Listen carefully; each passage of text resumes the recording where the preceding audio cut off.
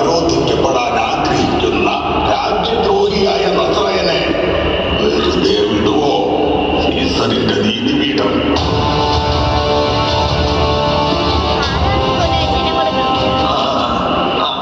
അതോ ശരിയാണ്. അവൻ യഹൂദരുടെ രാജാവെന്നും പൂർവ പ്രവാചകർ പറഞ്ഞ മിശിഹയാണെന്നുമെല്ലാം ജനം പറയും. പക്ഷേ അവൻ അങ്ങനെ പറഞ്ഞുവെന്നതിന് തെളിവും സാക്ഷ്യവും നൽകാൻ തെളിവുകൾ സ്വരുക്കൂട്ടണം വേണം. കയ്യാഫാസ് ഓരയും കാലങ്ങളായി ആചരിച്ചു വരുന്ന പാരമ്പര്യങ്ങളും സംരക്ഷിക്കാൻ കാരാഗൃഹത്തിൽ അടക്കപ്പെടുകയോ നാട് കടത്തപ്പെടുകയോ തന്നെ വേണം. കാരാഗൃഹവും നാട് കടത്തലും നിങ്ങളുടെ ചിന്തകളുടെ വ്യാപ്തി ഈ ജെറുസലേമിനപ്പുറത്തേക്ക് ഇനിയും വളരാത്തത് കൊണ്ടാണ് ഇങ്ങനെ ചിന്തിക്കുന്നത്. അവൻ പൂർണ്ണമാണ്.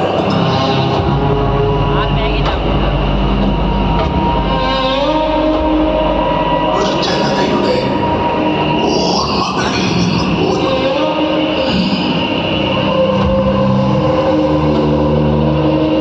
അന്ന് എന്താണ് ഉദ്ദേശിക്കുന്നത്?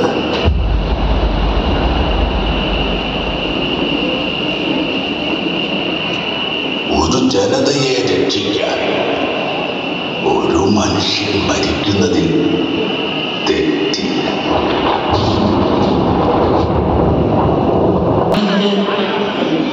അവനെ കുറിച്ച് മനുഷ്യർ ചിന്തിച്ചു കൊണ്ടുള്ള പലതും പിന്നീട് തെറ്റിപ്പോകാനിടയുണ്ട്.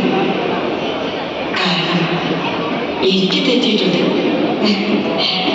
അപ്പൻ ജോസഫിന് തെറ്റിയിട്ടുണ്ട്. പരിശുദ്ധാത്മാവ് നിന്റെ മേൽ വരുമെന്ന് അരുളപ്പാട്. അവന് യേശു എന്ന പേര് വിളിക്കണം. അവൻ ദൈവപുത്രൻ അത്രേ. അതെല്ലാം അങ്ങനെ തന്നെയായിരുന്നു.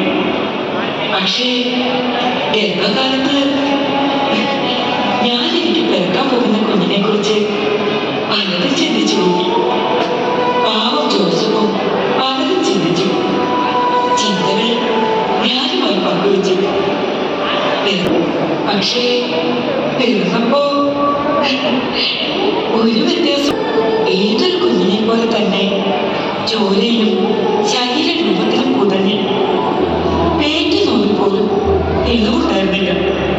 ഏറെ നേരം വേദന തിന്ന് ഈ പ്രസവത്തിൽ ഞാൻ മരിച്ചു പോയേക്കുമെന്ന് വരെ തോന്നിപ്പോകുമാറ് വേദനിച്ചു.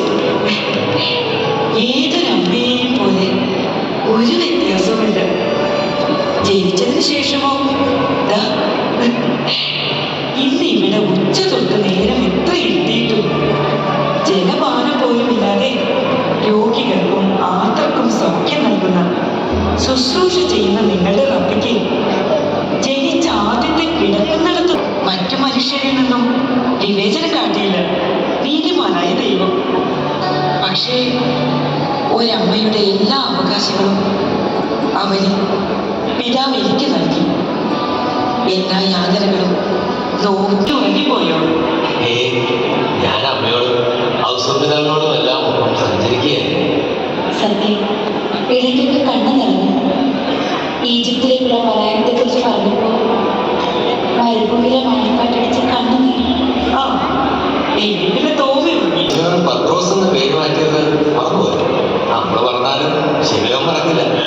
ക്ഷമിക്കണം, പത്രോസ് മറന്നു. ഇവർക്ക് അസൂയാണല്ലേ. 11 ശിഷ്യന്മാർ കൂടെ ഉണ്ടായിട്ടും എനിക്ക് മാത്രമാണ് റബ്ബി പുതിയൊരു പേര് നൽകിയത്. എന്നാലും എന്തിനായിരിക്കും റബ്ബി എന്റെ പേര് മാറിയത്? അതിനുള്ള ഉത്തരം റബ്ബി തന്നെ പറഞ്ഞല്ലോ. പത്രോസേ, നീ പാറയാകുന്നു. നീ എന്ന പാറയിലായിരിക്കും ഞാൻ എന്റെ സാമ്രാജ്യം പണിയുകയെന്ന്. അതിനർത്ഥം ഞാൻ മനസ്സിലാക്കുന്നത് റബ്ബി രാജാവാകുമ്പോൾ സൈനിക ചുമതലയുള്ള മന്ത്രി ശിമയും അല്ല പത്രോസ് ആയിരിക്കുമെന്നാണ്. എനിക്കൊക്കെ റബ്ബി കരുതി വെച്ചിരിക്കുന്നത് എന്താണ്? ഞാൻ നേരത്തെ പറഞ്ഞില്ലേ, അവനെ കുറിച്ച് നമ്മൾ മനുഷ്യബുദ്ധി കൊണ്ട് ചിന്തിച്ചു കൂട്ടുന്ന പലതും തെറ്റിപ്പോകും. എന്റെ ദൈവമേ, എനിക്കിത് വിശ്വസിക്കാമോ? സക്കറിയാവിന് സുഖം പ്രാപിച്ചെന്ന് തോന്നുന്നു. 32 വർഷമായി ഇരു കാലുകൾക്കും ചലനശേഷിയില്ലാത്ത സാധു. അദ്ദേഹത്തെ ഉന്തുവണ്ടിയിൽ മരകയറ്റി കൊണ്ടുവന്ന സഹോദരൻ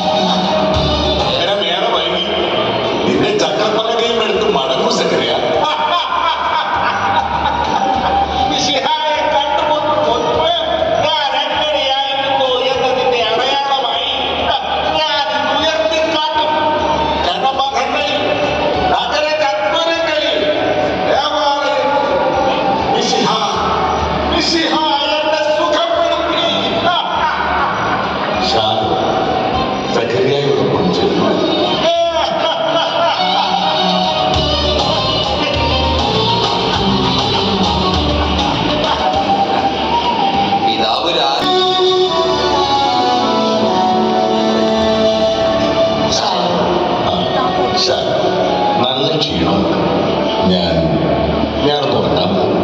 ഒന്നും കഴിച്ചില്ലല്ലോ ഈശോ. വിശപ്പ് തോന്നുന്നില്ല, ഉറക്കം വരുന്നു.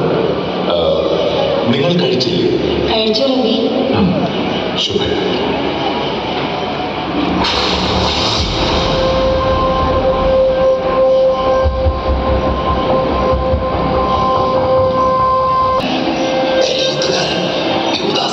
എന്ത് വേണം? ഞാൻ ഗുരുവിന്റെ പ്രഭാഷണം കേട്ടിരുന്നു. അന്നേ നേരിട്ട് വന്ന് കാണണമെന്ന് കരുതിയതാണ്. എന്റെ കുടുംബം, എന്റെ അപ്പനും അപ്പന്റെ സഹോദരങ്ങളുമെല്ലാം ഈ കച്ചവടക്കാരാണ്.